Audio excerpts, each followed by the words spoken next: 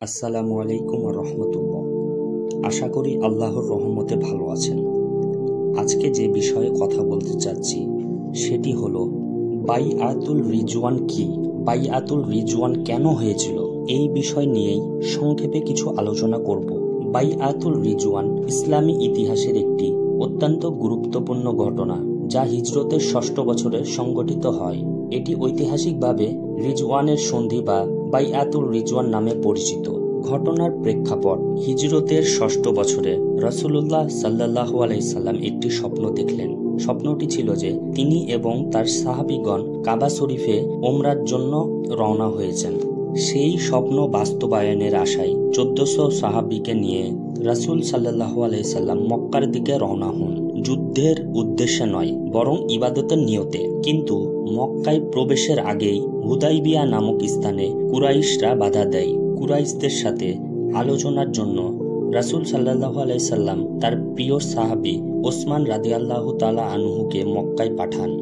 ওসমান ইবনে আফফান রাদিয়াল্লাহু তাআলা আনহু অনেকক্ষণ ফিরে না আসায় গুজব ছড়িয়ে পড়ে যে তাকে শহীদ করা হয়েছে।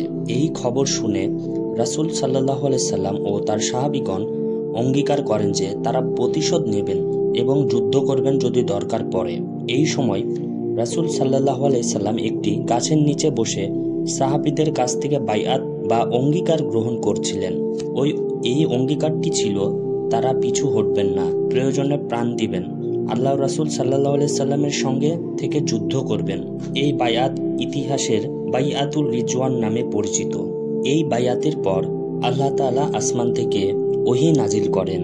আয়াতের বাংলাটি হলো, আল্লাহ সন্তুষ্ট হলেন সেই মুমিনদের প্রতি যারা গাছের নিচে তোমার হাতে বাইআত গ্রহণ করেছিল। এই ঘটনার পরে ইতিমধ্যেই জানা যায় ওসমান ইবনে আফফান রাদিয়াল্লাহু তাআলা আনহু জীবিত আছেন। যুদ্ধের পরিবর্তে রাসূল সাল্লাল্লাহু আলাইহি সাল্লাম কুরাইশদের সঙ্গে হুদাইবিয়ার সন্ধি করেন, যদিও সে সন্ধির কিছু শর্ত ছিল কঠিন। পরবর্তীতে সেটি ইসলামের বিজয়ের দ্বার উন্মুক্ত করে দেয়। এই বায়াত ছিল সাহস, একতা ও রাসূলের প্রতি নিঃস্বার্থ ভালোবাসার প্রতীক। সাহাবেরা এমন এক অঙ্গীকার করলেন যা কিয়ামত পর্যন্ত মুসলমানদের অনুপ্রেরণা হয়ে থাকবে। তারা পিছু হটেননি, তারা ভয় পাননি, তারা চেয়েছিল আল্লাহর সন্তুষ্টি, আর আল্লাহ বললেন আমি সন্তুষ্ট।